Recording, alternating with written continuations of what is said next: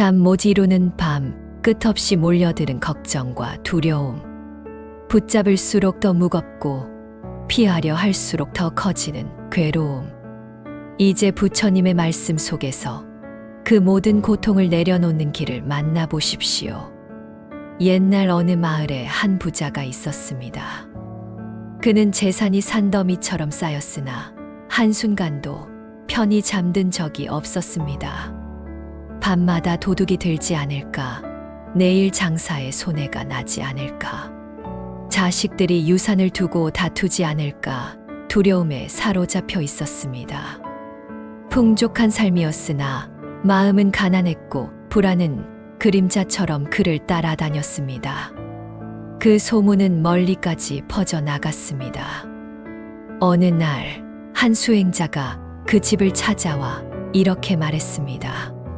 큰 부자이면서도 마음이 가난하다면 그것은 보물상자를 열쇠 없이 지켜보는 것과 같습니다. 당신의 불안은 가진 것이 많아서 생긴 것이지요. 부자는 잠시 말문이 막혔습니다. 그리고 떨리는 목소리로 물었습니다. 그렇다면 어떻게 해야 이 불안을 놓을 수 있겠습니까? 수행자는 웃으며 대답했습니다. 가장 큰 분은 내려놓음에서 시작됩니다. 이 이야기는 곧 부처님께 전해졌습니다. 부처님께서는 제자들에게 이렇게 말씀하셨습니다. 사람의 마음은 호수와 같으니 욕망이 바람처럼 불어올 때마다 물결이 이는 것이다. 그러나 그 바람이 멈추면 물은 잔잔해져 달빛을 고스란히 비춘다. 마음이 고요하지 않으면 세상 그 어떤 것도 행복을 주지 못한다. 제자 중 한 명이 고개를 숙이며 물었습니다. 스승님, 저희는 늘 마음을 고요히 하고 싶습니다. 그러나 번뇌가 끝없이 일어나고 잠시 멈추었다가도 다시 불안이 찾아옵니다. 어찌하면 이 괴로운 순환에서 벗어날 수 있겠습니까? 부처님은 손에 들고 있던 연꽃을 가만히 들어 보이셨습니다. 이 꽃을 보아라. 꽃잎은 바람에 흔들려도 뿌리는 진을 속에 단단히 서 있다. 사람의 마음도 이와 같아야 한다. 외부의 바람은 막을 수 없으나 뿌리를 어디에 두느냐는 스스로 선택할 수 있다.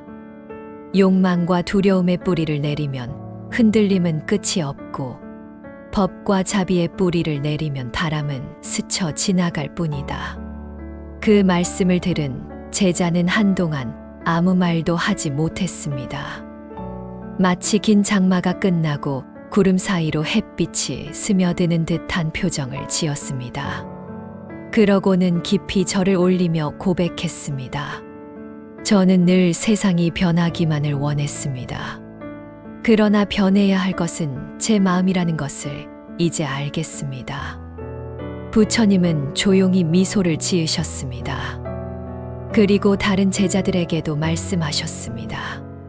사람은 편안함을 바깥에서 찾으려 한다. 그러나 집이 아무리 크고 밥상이 아무리 풍성하여도 마음이 불안하다면 그 편안함은 모래 위의 성과 같다. 진정한 안식은 오직 자기 마음을 다스리는 데서 비롯된다. 옛날 또 한 사람의 이야기가 전해집니다. 한 젊은이는 매일같이 내일은 잘 될까, 남들이 나를 어떻게 볼까 하는 걱정으로 가슴을 졸였습니다. 밤마다 불면에 시달리던 그는 어느 날 스승을 찾아가 이렇게 말했습니다. 스승님, 저는 머리가 아플 만큼 많은 걱정을 품고 있습니다. 앞날은 불확실하고 제 삶은 늘 불안합니다. 저는 언제쯤 편히 숨 쉴 수 있겠습니까? 스승은 그를 데리고 강가로 갔습니다. 그리고 손으로 물을 한 움큼 떠서 젊은이에게 보이며 말했습니다. 이 물은 맑으나 내 손이 움켜쥐는 순간 흘러내린다. 마음을 쥐어짜듯 움켜쥐고 있기에 고통이 생기는 것이다. 손을 펴아. 그러면 물은 고요히 내 손바닥에 머무른다. 젊은이는 그 말을 듣고 눈시울이 붉어졌습니다. 그동안 그는 세상도 사람도 미래도 꽉 움켜쥐려 했던 것입니다. 그러나 결국 아무것도 잡히지 않고 손가락 사이로 빠져나가 버리는 것뿐이었습니다. 손을 펴는 순간 마음의 긴장이 서서히 풀렸습니다. 부처님도 이와 같은 비유를 자주 말씀하셨습니다. 마음을 쥐어짜듯 움켜쥐면 괴로움이 따르고 놓아주면 평안이 따른다. 욕망은 소나기에 흙을 움켜쥔 것과 같아 움켜쥘수록 흙은 흘러내리고 손바닥은 아프다. 그러나 놓아버리면 흙은 땅으로 돌아가고 손은 다시 자유로워진다. 이 말씀은 오늘 우리에게도 그대로 이어집니다. 많은 이들이 하루하루 무언가를 붙잡느라 지쳐갑니다. 돈, 명예, 체면, 심지어는 사소한 감정까지도 움켜쥐려 애쓰지요. 그러나 그렇게 붙잡을수록 마음은 편해지지 않고 더 무거워집니다. 진정한 쉼은 내려놓음 속에서만 찾아옵니다. 어느 노승은 이렇게 노래했습니다. 산은 본래 움직이지 않는데 내가 달려가며 산이 움직인다고 여겼네. 바람은 본래 멈춰 있었는데 내 마음이 흔들리니 바람이 거세다고 여겼네. 그의 노래는 곧 부처님 가르침의 울림과도 같습니다. 세상이 요란한 것이 아니라 마음이 요란한 것입니다. 세상이 어두운 것이 아니라 마음이 어두운 것입니다. 그러므로 마음이 고요해지면 세상은 고요해지고 마음이 환해지면 세상도 환해집니다. 이 단순한 이치를 깨닫는 순간 우리는 이미 편안함의 문턱에 들어선 셈입니다. 옛날 어느 마을에 한 청년이 있었습니다. 그는 늘 마음이 들떠 있었고 머리에는 걱정이 가득했습니다. 내일은 성공할까? 사람들은 나를 인정해 줄까? 나의 길은 올바른가? 그렇게 수많은 생각들이 꼬리를 물고 일어나 청년의 마음을 잠 못 들게 했습니다. 그러던 어느 날 청년은 부처님을 찾아가 간청했습니다. 세존이시여, 제 마음은 고요할 날이 없습니다. 앉아 있어도 흔들리고 서 있어도 불안하며 누워 있어도 걱정이 따라옵니다. 저는 어떻게 해야 이 괴로운 파도에서 벗어날 수 있겠습니까?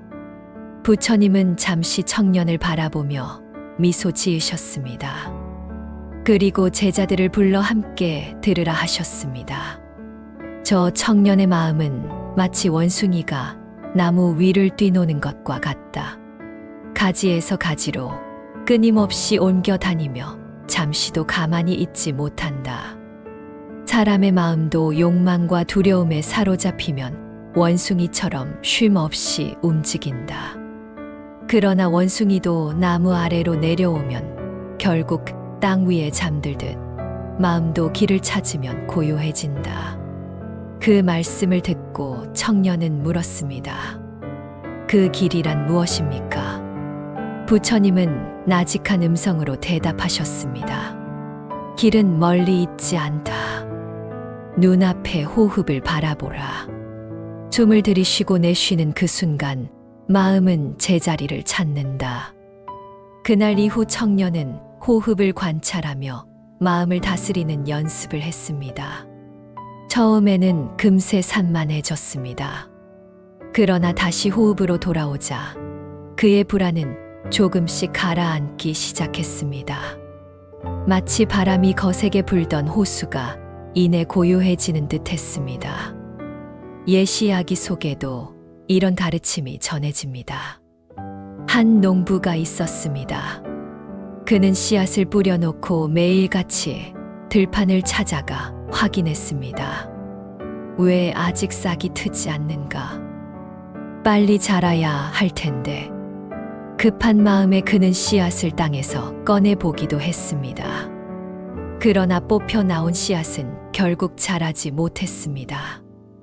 이 이야기를 들은 부처님은 제자들에게 말씀하셨습니다.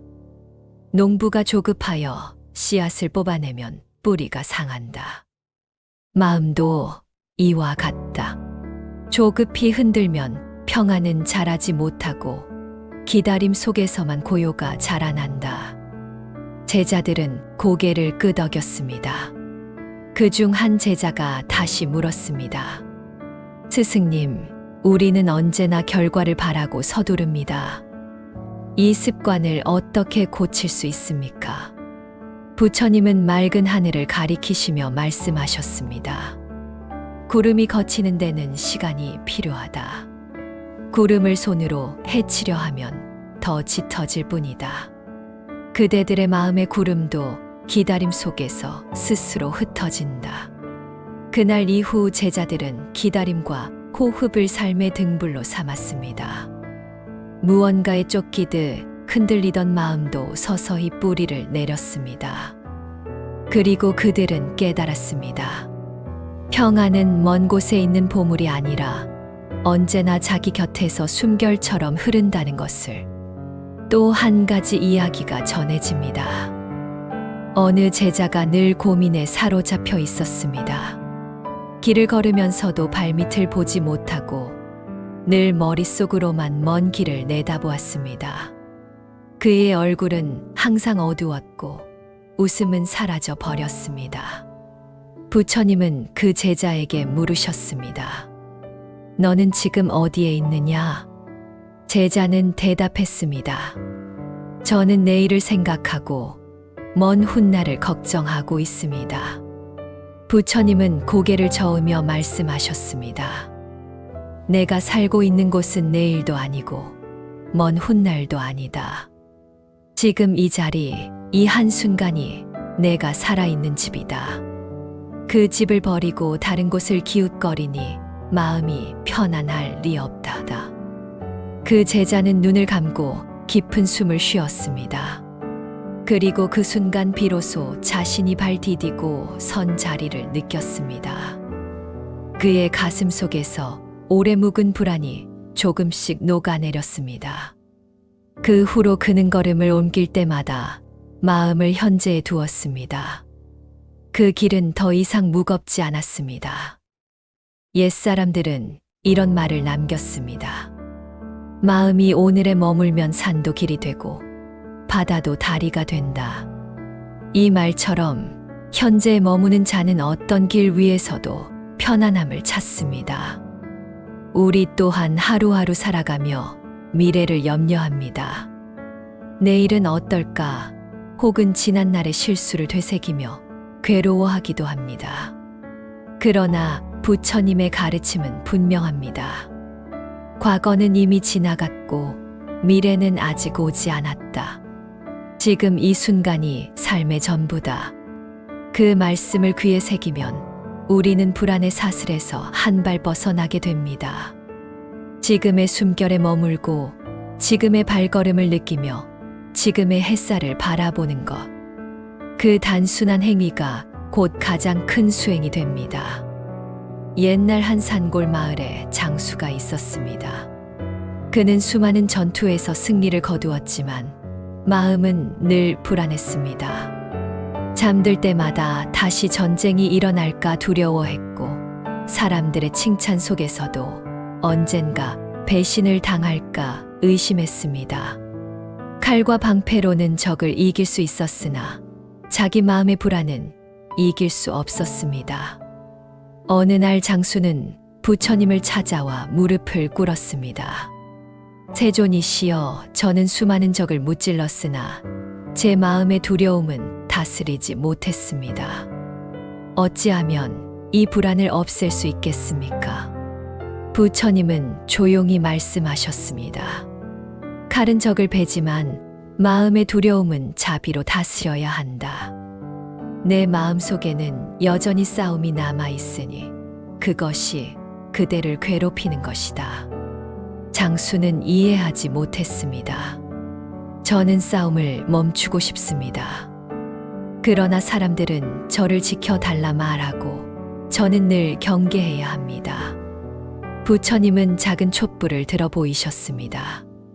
이 불을 보아라. 작은 바람에도 흔들리지만 방 안이 고요하면 끝내 꺼지지 않는다. 그대의 마음도 이와 같아야 한다.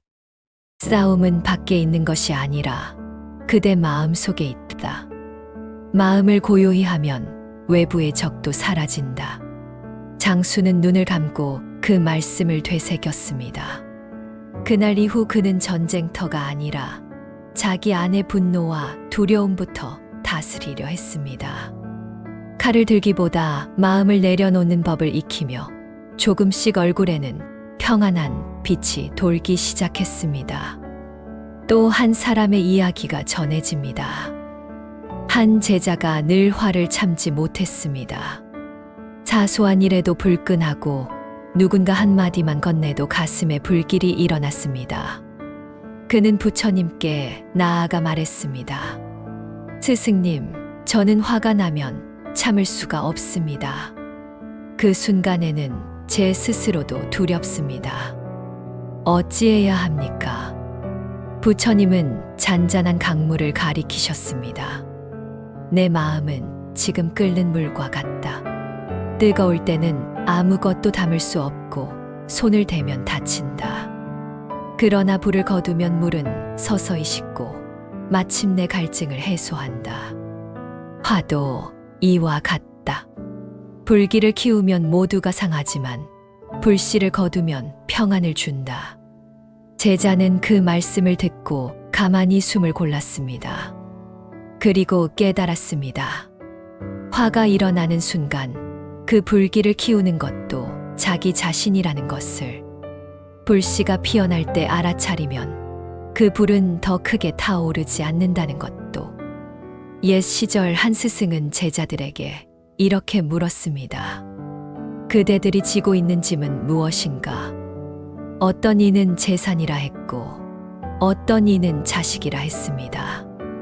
어떤 이는 명예라 했고, 또 어떤 이는 원한이라 했습니다. 스승은 고개를 끄덕이며 말했습니다. 짐이 무겁다고 원망하지만 실은 내려놓지 않기 때문에 무거운 것이다. 그 말에 제자들은 잠시 침묵했습니다. 그리고 하나둘 마음의 짐을 떠올렸습니다. 그들은 비로소 알게 되었습니다. 짐을 내려놓지 못하는 것은 세상이 아니라 자기 자신이라는 것을. 부처님도 제자들에게 말씀하셨습니다. 사람은 스스로 만든 그물에 갇혀 괴로움을 호소한다. 그러나 그 그물은 스스로 끊을 수 있다. 놓으면 자유롭고 쥐면 속박된다. 이 말씀은 오늘 우리에게도 깊은 울림을 줍니다. 우리 마음은 때로 전쟁터와 같고 불길처럼 일어나는 화에 사로잡히기도 합니다. 또 내려놓지 못하는 짐 때문에 스스로 무너질 때도 있습니다. 그러나 그 모든 것은 바깥의 적 때문이 아니라 자기 마음이 놓지 못하기 때문입니다. 바람이 불어도 산은 흔들리지 않습니다. 파도가 일어도 깊은 바다는 여전히 잔잔함을 품고 있습니다. 우리 마음도 그러해야 합니다. 겉은 흔들려도 속은 고요히 머무를 수 있다면 삶의 모든 근심은 파도처럼 흘러갈 뿐입니다. 옛사람들이 남긴 노래가 있습니다. 흙먼지가 바람에 날려도 하늘은 변하지 않는다. 내 마음도 하늘 같아야 흙먼지에 흔들리지 않으리. 이 노래는 긴 세월을 넘어 지금도 우리에게 속삭입니다. 편안함은 세상을 바꾸는 데 있지 않고 내 마음을 하늘처럼 여는 데 있다는 것을. 옛날 어느 마을에 욕심 많은 상인이 있었습니다. 그는 늘 더 많은 돈을 벌고 싶어 했습니다. 하루 장사가 잘 되면 내일은 더 잘 돼야 한다고 생각했고, 하루 이익이 적으면 세상이 무너진 듯 괴로워했습니다. 그러다 보니 잠을 자면서도 장부를 떠올렸고, 밥을 먹으면서도 이익을 계산했습니다. 마침내 상인은 지쳐버렸습니다. 아무리 돈을 모아도 마음은 편해지지 않았습니다. 그는 부처님을 찾아가 물었습니다. 세존이시여, 저는 재산을 쌓아도 만족이 없습니다. 언제쯤 이 허기를 채울 수 있겠습니까? 부처님은 상인을 가만히 바라보며 말씀하셨습니다. 목마른 자가 바닷물을 마시면 갈증이 더해지는 것과 같다. 재물의 의지의 편안함을 얻으려 하면 마음의 목마름은 끝이 없을 것이다. 상인은 대답했습니다. 그렇다면 무엇을 가져야 갈증이 사라집니까? 부처님은 고개를 저으며 말씀하셨습니다. 무엇을 더 가져야 하는 것이 아니다. 내려놓을수록 갈증은 사라진다. 마음은 비울 때에만 충만해진다. 이 말은 상인의 가슴을 깊이 울렸습니다. 그는 집으로 돌아가 장부를 내려놓고 잠시 눈을 감았습니다. 그 순간 짧지만 오랜만에 마음의 고요가 스며드는 것을 느꼈습니다. 또 다른 이야기가 있습니다. 한 제자가 수행 중에 늘 번뇌에 시달렸습니다. 앉으면 잡념이 일어나고 걷다가도 마음은 이리저리 흩어졌습니다. 그는 어느 날 스승께 고백했습니다. 저는 마음을 모으려 하지만 번뇌가 끊임없이 일어납니다. 아무리 몰아내려 해도 사라지지 않습니다. 스승은 빙그레 웃으며 물컵을 내밀었습니다. 컵 속의 물은 흙탕물로 흐려져 있었습니다. 스승은 제자에게 말했습니다. 이 흙탕물을 맑게 하려면 어떻게 해야 하겠느냐? 제자는 대답했습니다. 흙을 꺼내야 하지 않겠습니까? 스승은 고개를 저었습니다. 흙을 꺼내려 하면 물은 더 흐려진다. 그저 두어라. 그러면 흙은 저절로 가라앉고 물은 맑아질 것이다. 제자는 그제야 깨달았습니다. 번뇌를 억지로 몰아내려는 마음이 오히려 번뇌를 키우고 있었던 것입니다. 조용히 바라보며 두면 번뇌는 흙처럼 가라앉아 마음은 저절로 맑아진다는 사실을 알게 되었습니다. 부처님께서도 제자들에게 자주 말씀하셨습니다. 마음을 억누르려 하지 말라. 번뇌는 억누를수록 자라난다. 번뇌를 알아차리고 두면 그 또한 흘러가고 만다. 옛날 한 나그네가 있었습니다. 그는 짐을 무겁게 짊어지고 먼 길을 떠나고 있었습니다. 길가에서 한 스승이 물었습니다. 왜 그토록 무거운 짐을 지고 가는가? 나그네는 대답했습니다. 짐이 있어야 제 것이 되지 않겠습니까? 스승은 웃으며 말했습니다. 짐이 무거워 발걸음을 멈춘다면 그 짐은 이미 내 것이 아니다. 짐을 내려놓아야 길을 갈 수 있다. 그 말은 단순했지만 큰 깨달음을 담고 있었습니다. 삶에서 우리가 쥐고 있는 욕망과 근심도 이와 같습니다. 줄수록 무거워지고 무거워질수록 길을 갈 수 없습니다. 그러나 내려놓으면 길은 저절로 열립니다. 부처님은 또 이렇게 말씀하셨습니다. 사람의 마음은 손바닥에 쥔 모래와 같다. 쥐면 흘러내리고 펴면 머무른다. 무엇을 지키고자 하는가? 지키려면 놓아야 한다. 이 말씀은 지금을 사는 우리에게도 깊이 다가옵니다. 재산, 명예, 체면, 심지어는 작은 감정 하나까지도 우리는 움켜쥐려 합니다. 그러나 움켜쥘수록 흘러내리고 결국 손에 남는 것은 허무뿐입니다. 비울 때만 마음은 자유로워지고 그 자유 속에서만 편안함이 자랍니다. 옛 선승의 노래가 있습니다. 빈 그릇에 달빛이 가득하고 고요한 산새 소리에 마음이 머문다.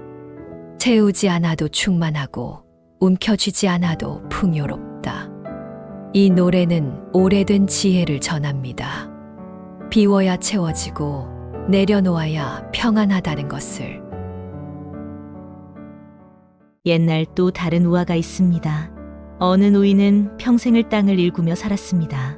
그의 손은 굳은 살로 가득했고 허리는 구부러졌습니다. 그러나 그는 늘 웃음을 잃지 않았습니다.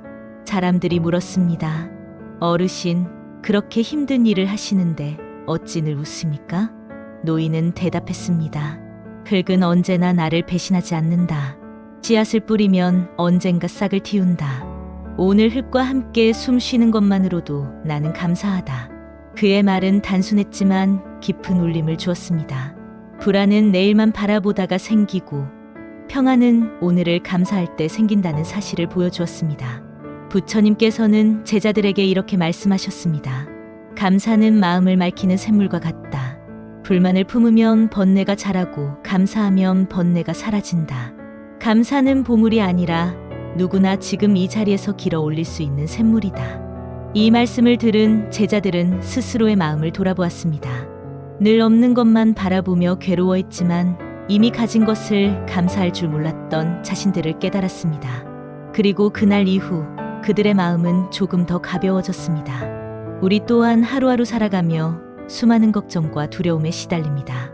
그러나 오늘 숨을 쉴 수 있음에, 오늘 밥 한 끼를 먹을 수 있음에, 오늘 누군가와 함께 웃을 수 있음에 감사한다면 그 순간 마음은 저절로 고요해집니다. 옛사람들은 이런 시를 남겼습니다. 가진 것이 없어도 하늘은 푸르르고 길이 멀어도 달빛은 따라온다. 오늘의 숨결 속에 이미 모든 보물이 있다. 그 시는 지금 우리에게 속삭입니다. 평안은 멀리 있지 않고 감사하는 마음이 곧 평안의 문이라는 것을. 옛날 한 도시에 부유한 상인이 있었습니다. 그는 커다란 집과 수많은 재산을 가지고 있었습니다. 하지만 어느 날 큰 홍수가 닥쳐 그의 집과 곡식 창고가 모두 떠내려가 버렸습니다. 순식간에 가진 것을 잃은 상인은 울부짖으며 하늘을 원망했습니다. 그때 한 노승이 지나가며 말했습니다. 모든 것은 변한다. 가진 것도 변하고 잃은 것도 변한다. 그러니 있는 것에 집착하면 반드시 괴로움이 따른다. 상인은 노승의 말을 처음에는 받아들이지 못했습니다. 그러나 시간이 흐르며 그는 깨달았습니다. 잃어버린 재산을 원망하는 동안 자기 안의 평안도 함께 잃어버리고 있었다는 것을. 그는 마침내 작은 집을 짓고 새롭게 일어섰습니다. 그리고 노승의 말이 진리임을 깊이 마음에 새겼습니다. 부처님께서도 제자들에게 이렇게 말씀하셨습니다. 꽃은 피어나면 시들고 해는 떠오르면 지는 법이다. 젊음은 늙음으로 바뀌고 삶은 언젠가 죽음으로 향한다. 이 무상을 아는 이는 허망한 집착을 놓고 평안에 이른다. 제자들 중에는 그 말씀을 듣고 눈시울을 붉히는 이가 있었습니다. 그들은 자신들의 삶이 영원할 것처럼 여겼으나 부처님 말씀 앞에서 진실을 마주한 것입니다. 옛날 한 여인이 있었습니다. 그녀는 사랑하는 아이를 잃고 슬픔에 잠겨 있었습니다. 눈물이 멈추지 않아 아무것도 할 수 없었습니다. 결국 그녀는 부처님께 달려와 애원했습니다. 세존이시여, 제 아이를 살려주십시오.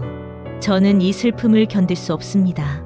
부처님은 조용히 말씀하셨습니다. 그대가 아이를 되살리고 싶다면 죽은 이가 한 명도 없는 집에서 겨자씨를 구해오라. 여인은 희망을 품고 마을을 돌았습니다.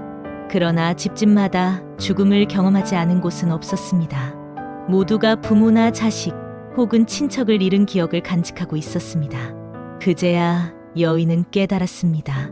죽음은 자신만의 고통이 아니라 모든 이가 겪는 삶의 이치라는 것을. 그녀는 부처님 앞에 무릎 꿇고 울며 말했습니다. 저만이 불행한 줄 알았으나 모두가 같은 길을 걷고 있음을 알았습니다. 부처님은 말씀하셨습니다. 무상을 깨달으면 슬픔은 자비로 바뀐다. 그대가 겪는 아픔을 다른 이도 겪었음을 알 때 마음은 부드러워지고 연민이 자란다.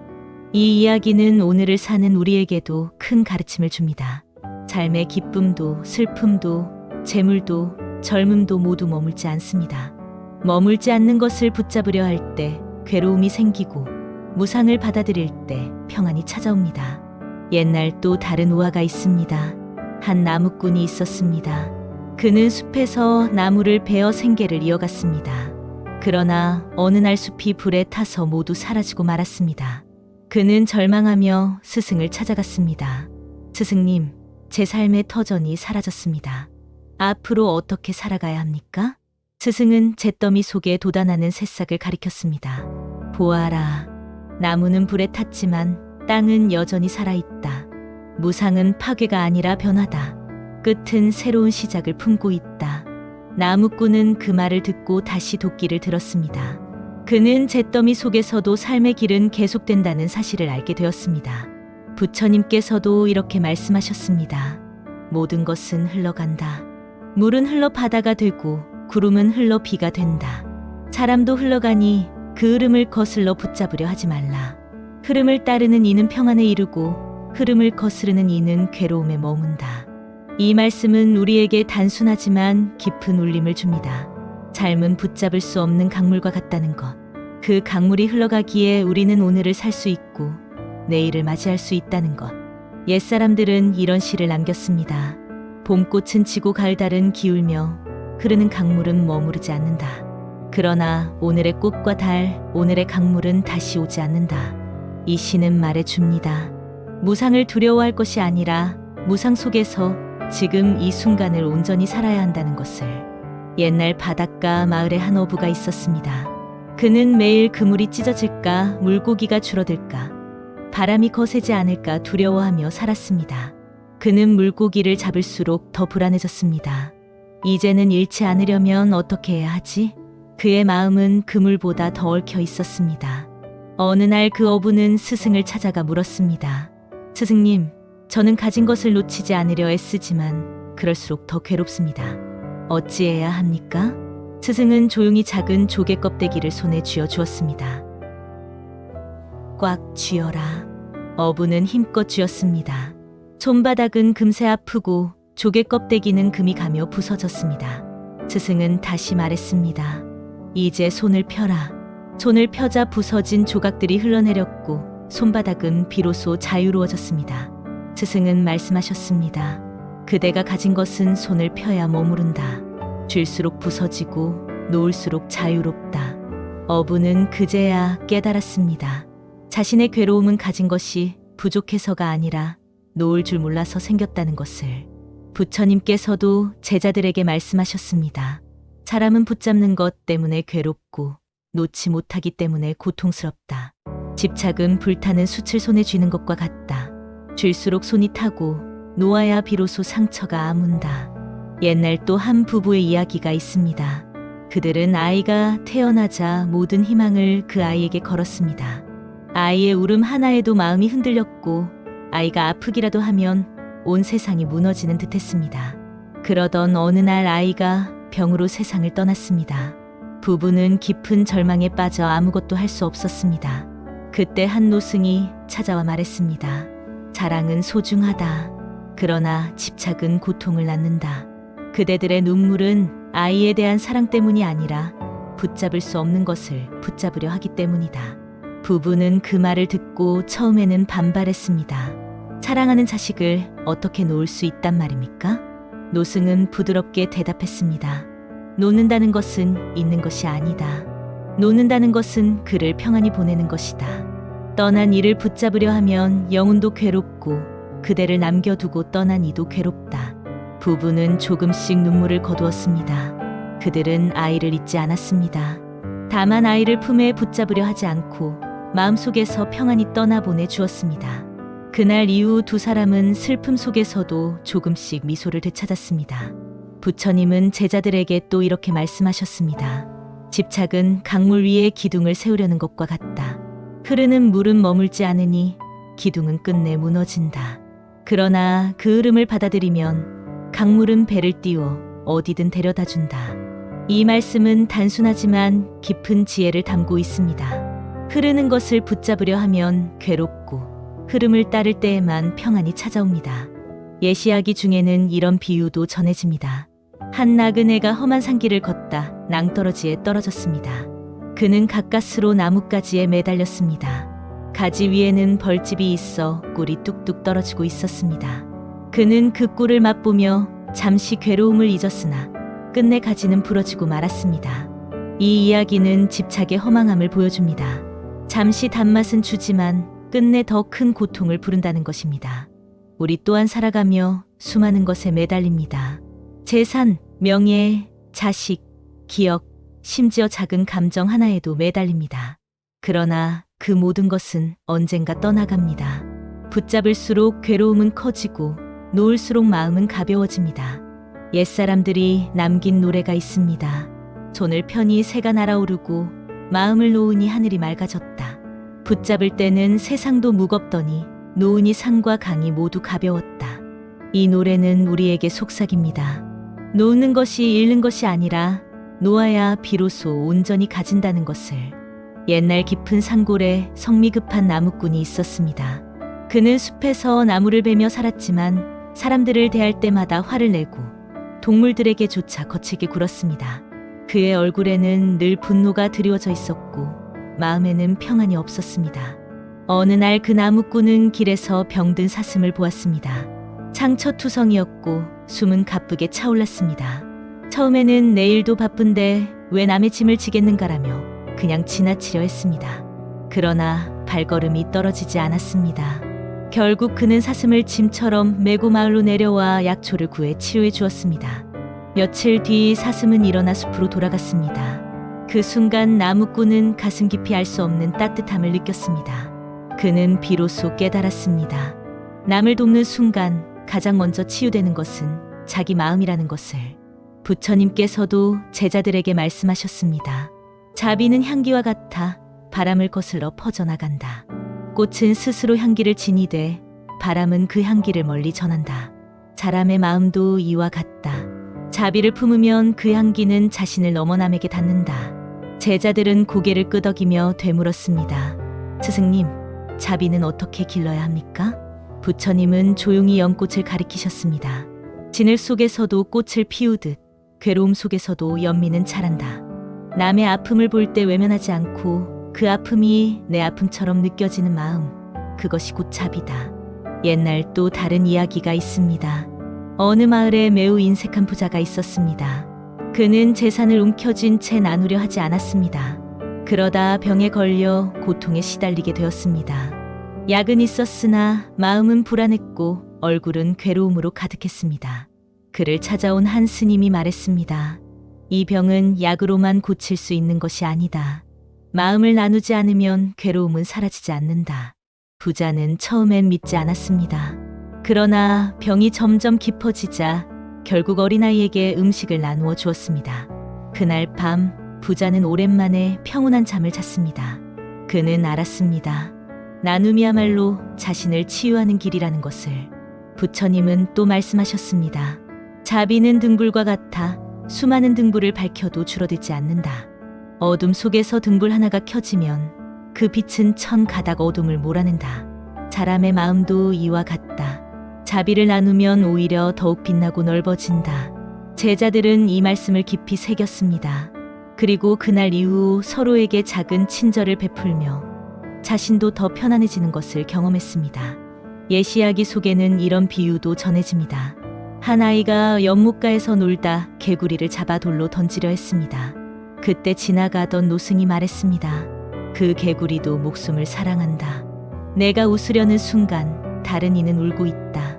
웃음을 짓고 싶다면 다른 이를 살려라. 아이는 손에 쥔 개구리를 내려놓았습니다. 개구리는 깡충 뛰어 연못으로 돌아갔습니다. 아이의 얼굴에도 환한 웃음이 번졌습니다. 그는 알았습니다. 남을 살리는 순간 자기 마음도 밝아진다는 것을. 우리 또한 살아가며 종종 남을 돕는 일에 주저합니다. 내 삶도 힘든데 어찌 남을 돌보랴. 그러나 자비는 남을 위한 길이면서 동시에 나를 위한 길입니다. 남의 눈물을 닦아줄 때 내 눈물도 줄어듭니다. 남을 웃게 할 때 내 얼굴도 밝아집니다. 옛사람들이 남긴 노래가 있습니다. 내 마음에 꽃을 심으니 남의 집에도 향기가 번졌다. 내 손에 등불을 들었더니 다른 이의 길도 환해졌다. 이 노래는 우리에게 속삭입니다. 자비는 주는 것이 아니라 함께 빛나는 것임을. 옛날 어느 마을에 지혜롭다는 이름난 장자가 있었습니다. 그는 많은 재산을 모았고 사람들의 존경도 받았습니다. 그러나 나이가 들어 병이 찾아오자 두려움에 사로잡혔습니다.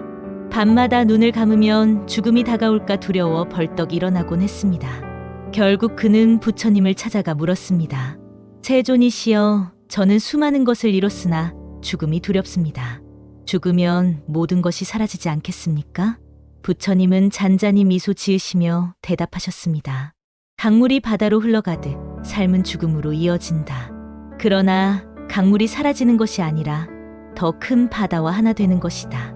죽음은 끝이 아니라 다른 길의 시작이다. 장자는 그 말씀을 듣고 눈을 감았습니다. 그러나 여전히 마음은 떨렸습니다. 저는 아직 놓지 못하겠습니다. 가진 것도 사랑하는 가족도 모두 떠나야 한다니 그 생각만으로 괴롭습니다. 부처님은 연꽃잎을 하나 집어들며 말씀하셨습니다. 이 꽃잎은 언젠가 시들 것이다. 그러나 그 시들 속에서 다시 씨앗이 태어난다. 죽음을 두려워하는 것은 꽃이 지는 것을 원망하는 것과 같다. 꽃은 지지만 향기는 머물러 새로운 생을 잇는다. 옛날 또 한 젊은이가 있었습니다. 그는 친구를 잃고 깊은 슬픔에 잠겼습니다. 밤마다 나도 언젠가 죽을 것이다 하는 생각에 괴로워하며 잠들지 못했습니다. 그는 스승에게 물었습니다. 죽음은 어찌 그리 무섭습니까? 저는 그 어둠 속에서 길을 잃을까 두렵습니다. 스승은 밤하늘의 별을 가리켰습니다. 태양이 지면 세상은 어둡다. 그러나 별빛은 어둠 속에서 드러난다. 죽음은 해가 지는 것이지만 또 다른 빛이 드러나는 순간이기도 하다. 젊은이는 별빛을 보며 가슴이 조금 누그러졌습니다. 그는 알았습니다. 죽음은 단절이 아니라 다른 길의 빛으로 이어지는 것임을. 부처님께서도 제자들에게 자주 말씀하셨습니다. 죽음을 두려워하지 말라. 두려움은 알지 못함에서 오고 알지 못함은 무지에서 비롯된다.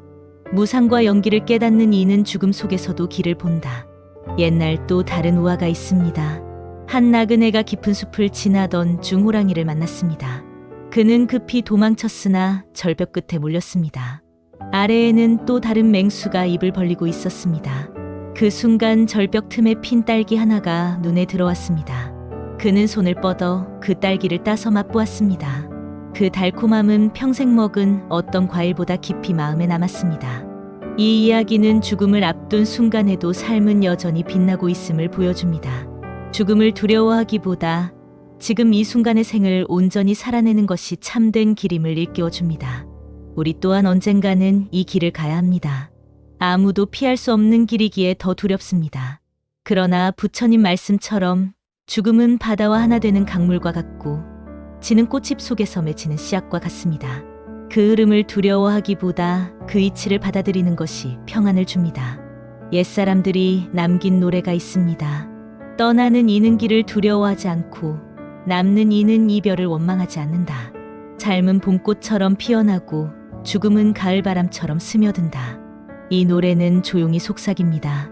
죽음을 외면할 것이 아니라 죽음을 삶의 일부로 받아들이라는 지혜를. 옛날 황폐한 들판에 한 농부가 있었습니다. 긴 가뭄이 이어져 곡식은 말라 죽었고 사람들은 절망에 빠졌습니다. 농부는 씨앗 자루를 부여잡고 한숨만 쉬었습니다. 이 씨앗을 뿌려도 헛수고가 아닐까?